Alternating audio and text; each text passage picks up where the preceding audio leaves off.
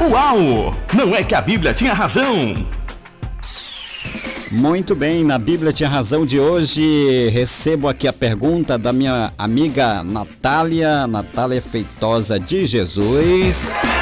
Ela é da cidade de Palmas, no Tocantins. E ela está perguntando, Pastor Samuel, me explique quem eram os Nefilins. Quem eram os Nefilins? E aí eu fui atrás para saber se era uma facção, se era uma gangue, o que eram, se faziam parte do Partido das Trevas. Fui atrás, descobri quem era. Encontrei os meliantes. O quê? Não acredito. Encontrei os meliantes e vou revelar agora para Natália e para todo mundo quem eram os Nefilins, né? Não sei se eles fazem parte também dos Sem Terra, né? Não sei. Nefilins, vamos lá. Natália, os Nefilins eram pessoas poderosas, viu? Eram pessoas poderosas. O quê? Não acredito. Descobri que eles eram pessoas poderosas e talvez até de grande estatura, que viveram nos tempos bíblicos do Antigo Testamento. Ou seja, eles não vivem mais. O quê? Não acredito. Acabou a fama deles, né? Que não disse que acaba, a fama dos poderosos acaba, né? A fama dos poderosos acaba, certo? Então, minha amiga Natália, eles viveram no Antigo Testamento. Muita gente até acredita que esses meliantes eram gigantes e que supostamente nasceram do relacionamento entre anjos caídos e mulheres no período pré-diluviano. O quê? Não acredito. Tem gente que acredita nessa versão de que esses meliantes eram fruto de mulheres com anjos. Mas essa interpretação, eu já falei aqui, é muito mais fantasiosa do que bíblica, né? Não é bíblica essa afirmação. Essa palavra Nefilins, ela é de origem hebraica e o seu significado correto ainda é discutido entre os intérpretes. Há uma discussão grande, há um falatório grande sobre isso aí. Em muitas traduções da Bíblia, essa palavra é traduzida como gigantes, né? Entre aspas lá, gigantes. Gigantes, né?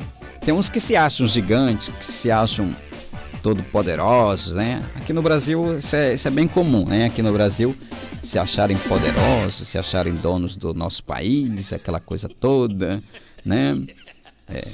Tem muita gente que se acha. Mas isso acontece principalmente porque a Septuaginta, que é uma tradução grega do Antigo Testamento, foi uma tradução grega do Antigo Testamento, foi tradução grega do Antigo Testamento do hebraico, né? A raiz lá é o hebraico. Então traduz do hebraico a palavra Nefilins pelo termo grego, gigas. Então foi traduzido do hebraico para o grego, e então a palavra no hebraico é Nefilins, e no grego traduzido por gigas, né? Gigantes. Mas talvez a melhor interpretação seja a de que a palavra Nefilim deriva-se de uma raiz hebraica que significa cair, né? Aí a gente lembra de Caim, né? A gente lembra de Caim. Lembra do Caim? Tá lembrado do Caim? O Caim é perigoso. Caim é perigoso. Então, mas aqui a palavra é cair, não é cair, é cair. Então, é possível que o significado de... Cala a boca, risadinha, cala a boca. É possível que o significado da palavra Nefilins tenha uma conotação de caídos. Alguns estudiosos sugerem que esse sentido de caídos se refira à natureza caída e perversa das pessoas designadas como Nefilins. Eu prefiro acreditar que eles são descendentes de Caim. Outros, porém, acreditam que o sentido correto do significado de Nefilins deve ser aqueles que caem sobre os outros. Isso quer dizer que Agora eu lembrei daqueles irmãos que ficam caindo no culto, né? Sobre os outros. Cai, culto do cai, cai pra cima e, né? Cai por cima dos outros. Aí a irmã fica com a saia lá levantada e aquela coisa, e a outra corre com uma toalha pra cobrir. Tem culto que é bem estranho, né? Já fica aquele banho de toalha ali preparado exatamente para essas coisas, né? Porque sempre acontece essas atrações na hora do culto em algumas igrejas, né? E às vezes acontece essas coisas, né? Mas tem que ter ali umas toalhinhas ali para poder cobrir ali a nudez das irmãs. Mas aqui o assunto é outro. Outros, porém, acreditam que o sentido correto a irmã não vê hoje, né? A irmã não vê hoje. Ela não vê hoje, não, até agora. Outros acreditam que o sentido correto do significado de nefilins deve ser aqueles que caem sobre os outros. Isso quer dizer que os nefilins eram pessoas que subjugavam outras pessoas, né? O quê? Não acredito. Eram pessoas que subjugavam outras pessoas.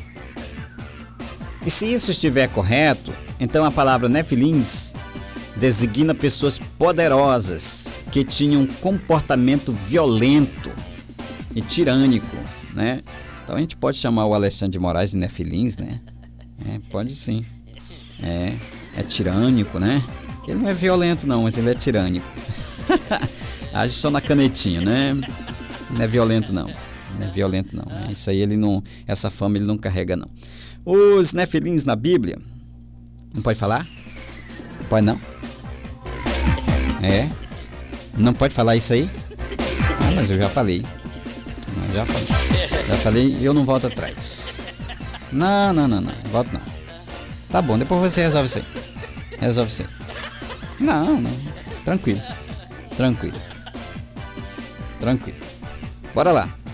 Mas na Bíblia, o que a Bíblia mesmo fala sobre esses meliantes, né? A palavra nefilins aparece apenas duas vezes. Apenas duas vezes. O quê? Não acredito. Na Bíblia ela só aparece duas vezes. A primeira referência ocorre em Gênesis 6, o texto diz: ora, naquele tempo havia nefilins na terra, e também depois quando os filhos de Deus possuíram as filhas dos homens, os quais lhe deram filhos. Estes foram valentes homens de renome na antiguidade. Na segunda referência, os nefilins ocorrem em Números capítulo 13. O escritor bíblico escreve: também vimos ali gigantes, os filhos de Anak. São descendentes de gigantes, e éramos os nossos próprios olhos como gafanhotos, e assim também o éramos aos seus olhos. Números 13, 33. Então a palavra gigantes traduz o termo original nefilins. Os nefilins, alguém disse que eles não eram humanos, né? Que os nefilins não eram humanos, não eram totalmente humanos, era uma mistura, e já falei, né?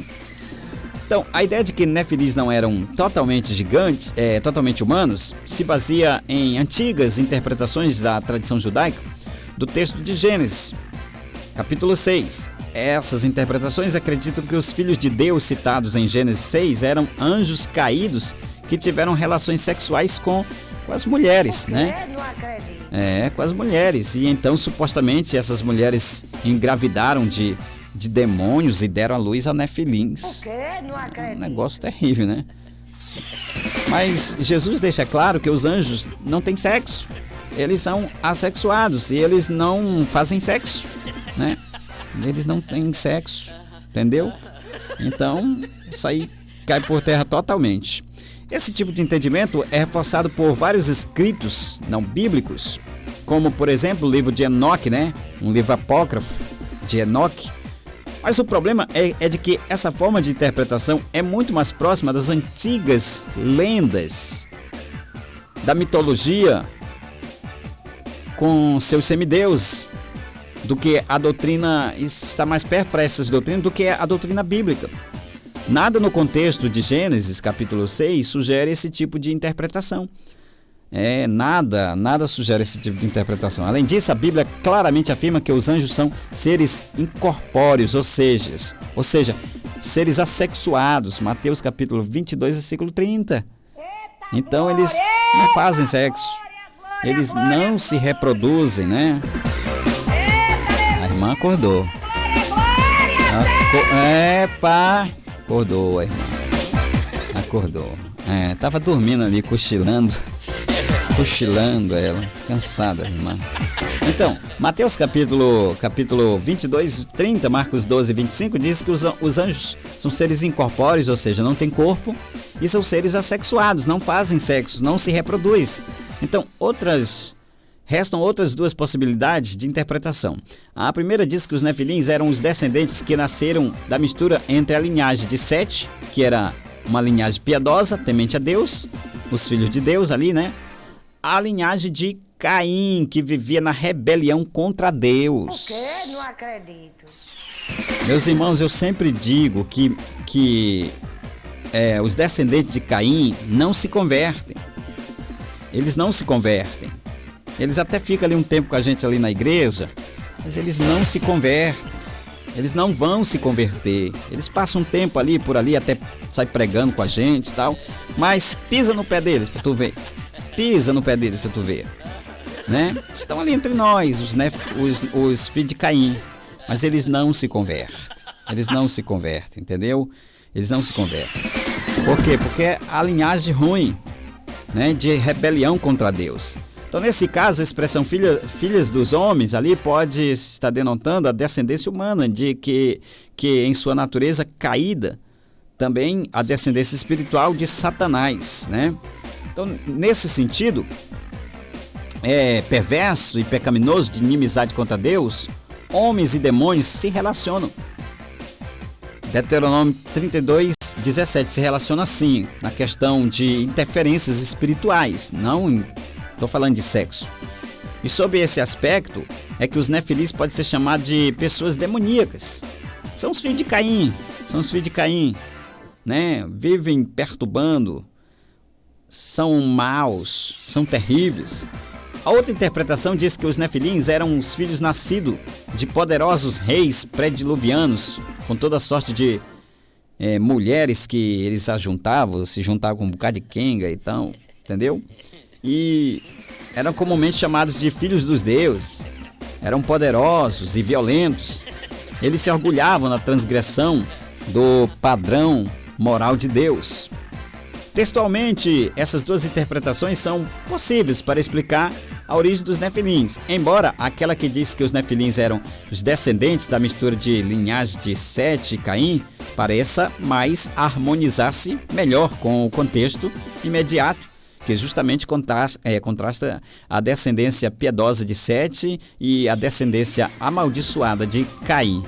Gênesis 4, 5. Então, alguns estudiosos, eles têm sugerido que talvez faça mais sentido uma combinação entre as duas interpretações, né? Entre as duas interpretações. Eram gigantes? O texto de Gênesis 6 não explica exatamente se os nefilins eram literalmente gigantes em estatura. É provável que os nefilins fossem gigantes em força e poder, fama, né, e efeitos. Se esse for o caso, a melhor tradução para nefilins é poderosos. Isso também está de acordo com o que escreve o autor bíblico quando diz que as pessoas eram valentes, homens de renome da antiguidade, né, Gênesis 6:4. Mas isso não anula completamente a possibilidade de que os nefilins eram homens de grande estatura. Porque aquilo que a Bíblia não afirma com clareza, não podemos afirmar com certeza, né? Brasil! Aquilo que a Bíblia não afirma com clareza, nós não podemos afirmar com certeza, né? Então, aquilo que a Bíblia não mostra, não é afirmar, não mostra com clareza. Ela não mostra com clareza. Então, nós não podemos afirmar com certeza. Então, pode ser que eles fossem gigantes mesmo. Então, na passagem do livro de Números, onde os nefilins são mencionados, parece haver maior conexão com a ideia de que eles eram pessoas de grande estatura. De fato, há na Bíblia o registro de vários gigantes que habitavam a região de Canaã. O exemplo mais conhecido a gente conhece, o gigante Golias, que tinha aproximadamente 3 metros e 10 de altura. O quê? Não acredito. E vale ressaltar que Davi não derrotou só um gigante. Davi matou 2 gigantes, né? Foram 2 gigantes que o Davi matou. Ele matou Golias e matou o irmão de Golias. Entendeu? Foram 2 gigantes que se levantaram contra... cala a boca, irmã, cala a boca, meu pai do céu. Foram 2 gigantes que se levantaram contra Davi, né? Na verdade, era uma família de 5 gigantes.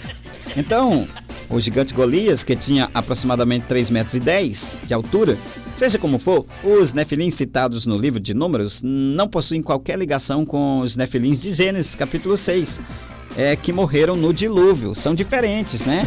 O quê? Não acredito. Nós não podemos confundir os nefilins citados no livro de Números, né, com os nefilins citados no em Gênesis capítulo 6.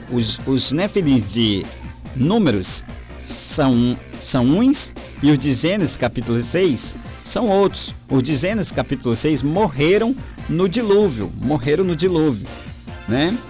Então esses nefilins do livro de que é citado, né? A gente não pode confundir os que são citados em Números e os que são citados em Gênesis. Os de Gênesis já eram mortos no dilúvio. Isso também significa que os nefilins fossem realmente filhos de anjos caídos com mulheres, então após o dilúvio?